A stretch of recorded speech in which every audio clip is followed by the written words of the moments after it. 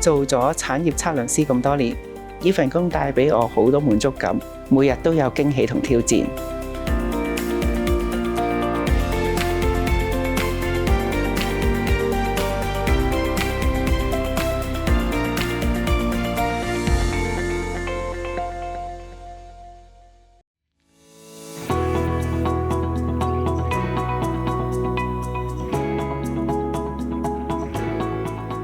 我係 Jason， 香港大學測量學理學士課程畢業，本身係一位產業測量師，依家喺一間國際測量顧問公司高力國際擔任執行董事，亦係佢哋嘅土地諮詢主管。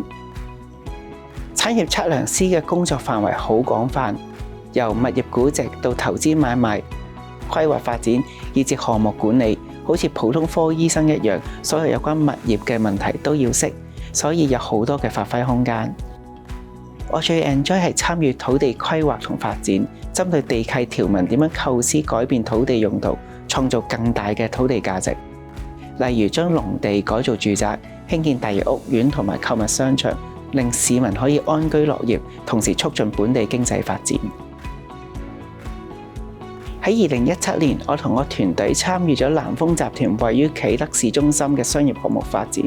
由投得地皮開始，研究複雜嘅地契條款，包括啟德首部分嘅地下購物街嘅發展，同時都要確保建築師嘅設計合乎地契同規劃嘅要求，將新穎嘅建築概念同時加入於發展之中，就成就咗今日嘅 ASI， 同時亦都係重要嘅啟德地標。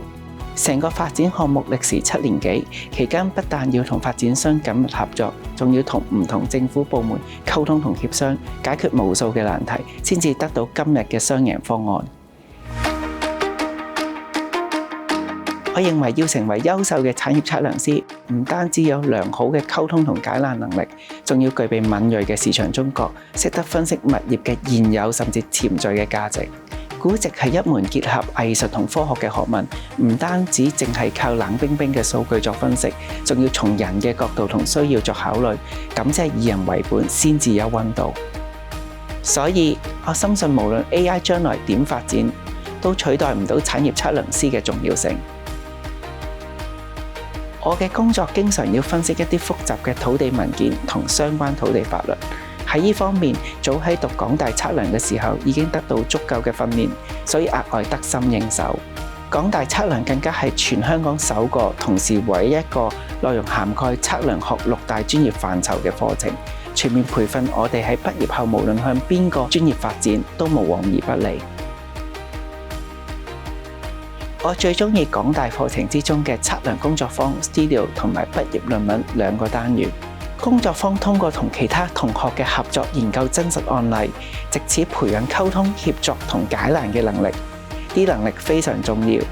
而畢業論文就有助訓練搜集資料再加以分析，同時撰寫論文嘅能力，對我工作都好有幫助。香港係一個不斷發展嘅城市，未來北都項目將為測量行業帶嚟龐大嘅發展機遇，需要好多產業測量師嘅參與。年輕人投身產業測量或者其他測量專業領域都可以大有可為。